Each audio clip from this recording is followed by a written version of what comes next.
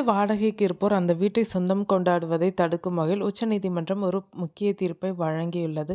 அதாவது ஒருவர் வாடகை வீட்டில் 5 வருடங்கள் வசித்தாலும் சரி, 50 வருடங்கள் வசித்தாலும் சரி, அதை ஒருபோதும் சொந்த வீடாக உரிமை கோர முடியாது என்று சுப்ரீம் கோர்ட் தெளிவுபடுத்தப்பட்டுள்ளது.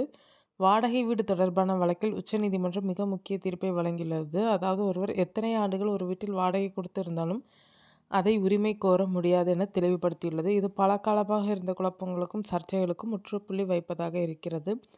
உச்சநீதிமன்றம் தனது தீர்ப்பில் ஒரு நபர் உரிமையாளரின் அனுமதியுடன் மட்டுமே அந்த சொத்தில் வசிக்கிறார், எனவே அட்வர்ஸ் பொசிஷன் விதி இங்கு பொருந்தாது என்று திட்டவட்டமாக தெரிவித்துள்ளது. உச்சநீதிமன்றத்தின் இந்த தீர்ப்பு குறித்து நாம் விரிவாக பார்க்கலாம்.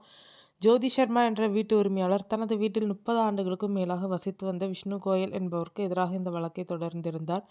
30 ஆண்டுகளாக வாடகைக்கு இருக்கும் கோயில் இப்போது வீட்டை சொந்தம் கொண்டாடுவதாகவும், இதனால் அவரை வீட்டை விட்டு வெளியேற்ற வேண்டும் என வழக்கு தொடர்ந்தார்.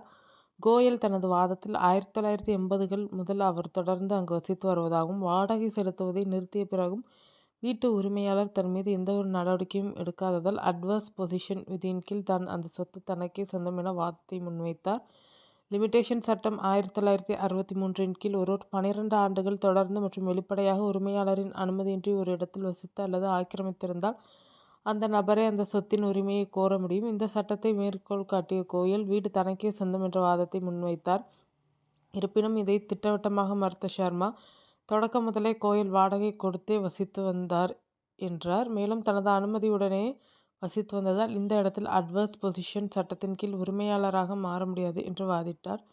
இந்த வழக்கு கீழமை நீதிமன்றத்தில் ஆரம்பித்து இப்போது சுப்ரீம் கோர்ட் வரை சென்றுவிட்டது. ஒவ்வொரு நீதிமன்றம் மாறுபட்ட தீர்ப்பை அளித்த நிலையில் உச்சநீதிமன்ற நீதிபதிகள் ஜே.கே. மகேஸ்வரி மற்றும் கே. வினோத் சந்திரன் இதில் மிக தெளிவான தீர்ப்பை வழங்கினர். வீட்டின் உரிமையாளரான சர்மாவுக்கு ஆதரவான தீர்ப்பை உச்சநீதிமன்றம் அளித்தது. அதில் வாடகை என்பது சட்ட உறவு என்றும், உரிமையாளரின் சம்மதத்துடனே ஒருவர் வசிப்பதால் இது அட்வர்ஸ் பொசிஷன் கீழ் வராது என நீதிபதிகள் தெரிவித்தனர். மேலும் நீண்ட காலம் ஒரு வீட்டில் வாடகைக்கு இருக்கிறார் என்பதாலேயே அவர் அந்த வீட்டின் உரிமையாளராக மாற்ற முடியாது என்பதை நீதிபதிகள் தெளிவாக தெரிவித்தனர்.